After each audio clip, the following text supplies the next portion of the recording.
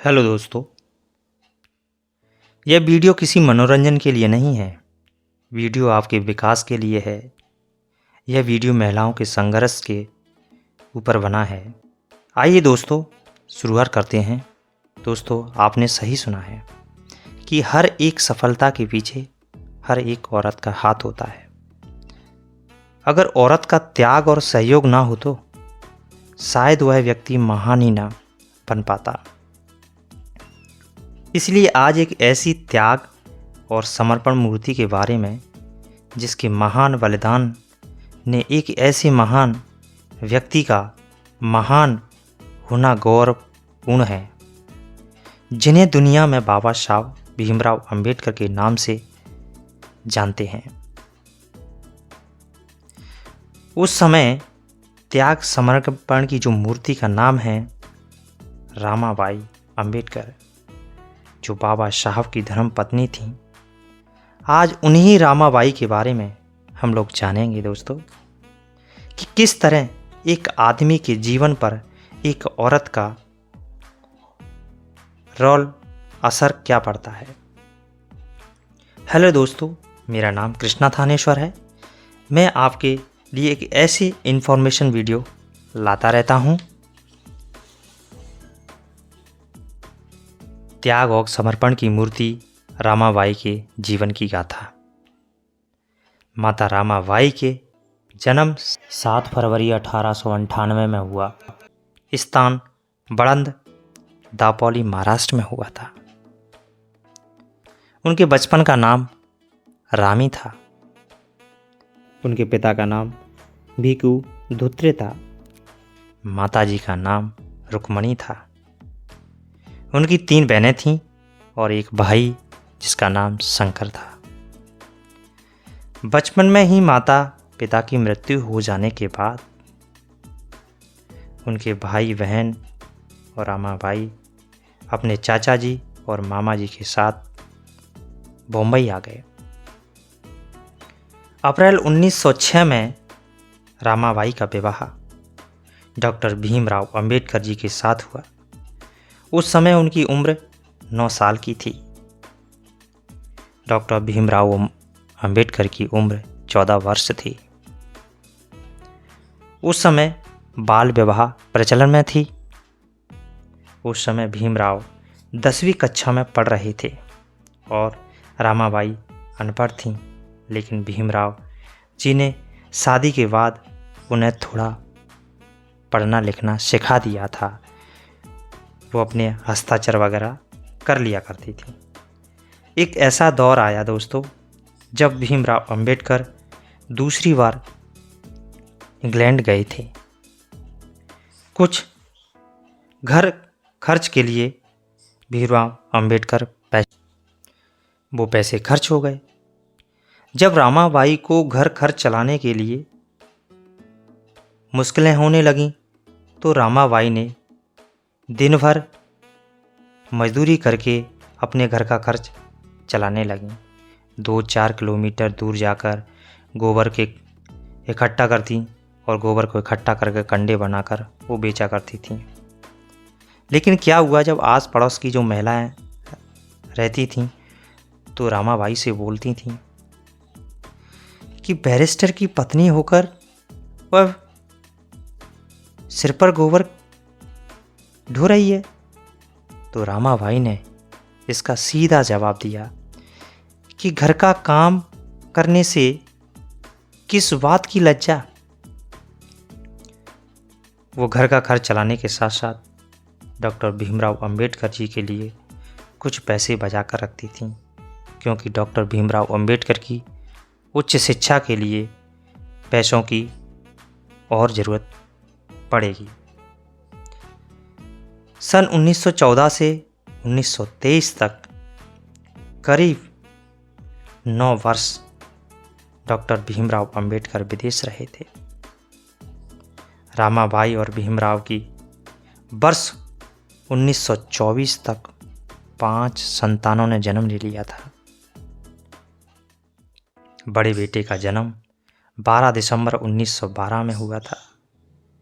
उस समय भीमराव अंबेडकर मुंबई के पाई बावड़ी परेड पीटीआई चाल में रहते थे। दोस्तों, दुख की बात यह रही कि उनके 5 बच्चे हुए थे, जिसमें से 4 बच्चों ने तो बहुत ही कम समय में दुनिया को अलविदा कह दिया था, जिसमें बड़े बेटे यशवंत राव ही जीवित रहे, जिन्हें लोग भाई साहब कहते थे। बाकी 4 बच्चे गंगाधर, रमेश, इंदु और राजरत्न बहुत ही कम समय में इस दुनिया से अलविदा कह गए। लेकिन साथियों, जब उनके गंगाधर बेटे की मृत्यु हुई तो जब बाबा साहब के पास कपड़ा लाने के लिए तक के पैसे नहीं थे, तब रामाबाई ने अपनी साड़ी का पल्लू फाड़ के उसको शरीर को ढकने के लिए दिया और लोग उसको दफनाने के लिए ले गए। जब बाबा साहब पढ़ते तो अंदर से दरवाज़ा बंद कर लेते थे। रामाबाई दरवाजे को बार बार खटखटाती रहती थीं। उसके बाद जब दरवाज़ा नहीं खुलता तो वह भूखे ही सो जाती थीं, क्योंकि वे नहीं चाहती थीं कि उनका पति भूखा सोए, उनका पति भूखा रहे। उन्हें ये मंजूर नहीं था। इसी कारण उनका स्वास्थ्य बिगड़ता जा रहा था। वह अपने पति की व्यवस्था और सुरक्षा के लिए चिंता करती थी। कभी कभी उन्हें भी डांटती थी जब लोग साहब के आराम करने के समय उनसे लोग मिलने आते थे। इसी कारण डॉक्टर भीमराव अंबेडकर ज़्यादा व्यस्त होने के कारण घर पर समय नहीं दे पा रहे थे।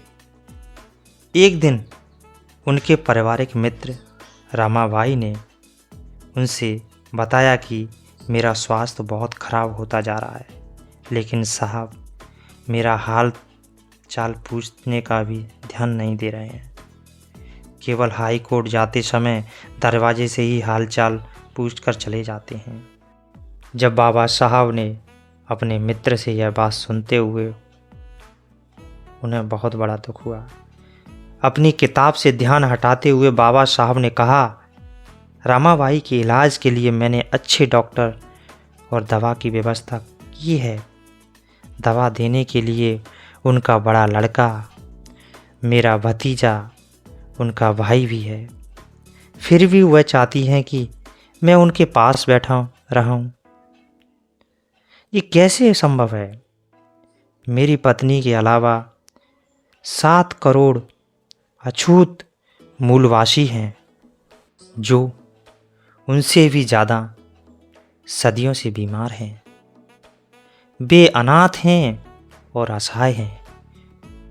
उनकी देखभाल करने वाला कोई नहीं है। मुझे रमा के पास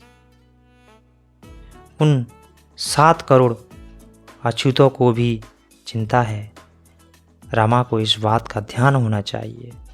यह कहते हुए बाबा साहब कला भर आया। इस रामाबाई का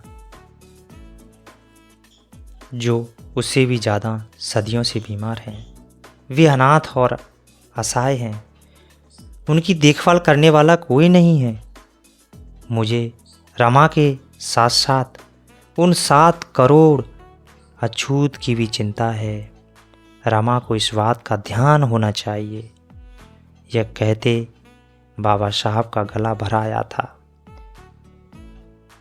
उस समय रामाबाई काफ़ी लंबे समय तक बीमार रहीं और अतः 27 मई 1935 को जब बाबा साहब भीमराव अंबेडकर कोर्ट से लौटे तो रामाबाई ने बाबा साहब को इशारों से रामाबाई ने बुलाया और हाथ में हाथ लेकर कहा कि आप मुझे वचन दो कि मेरे मरने के बाद आप हताश नहीं होंगे, आप दुखी नहीं होंगे। हमारे बच्चे तो नहीं रहे, लेकिन समाज ही अपना बच्चा है।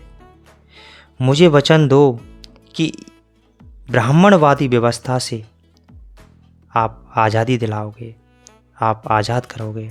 ऐसा कहकर रामाबाई ने डॉक्टर अंबेडकर को अकेला छोड़ इस दुनिया से अलविदा हो गए।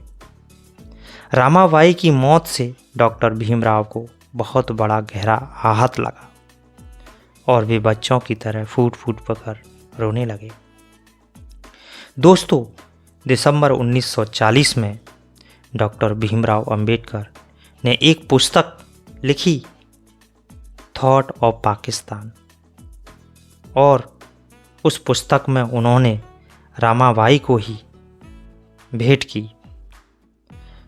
उस पुस्तक के शब्द इस प्रकार थे: मैं यह पुस्तक रमा की, उसकी मन की स्वायत्तता और मानसिक सद्वृत्ति और सदाचार की पवित्रता और मेरे साथ दुख झेलने में अभाव और परेशानी के दिनों में, जबकि हमारा कोई सहायक न था, अतः सहनशीलता और सहमति दिखाने की प्रशंसा स्वरूप भेंट करता हूँ।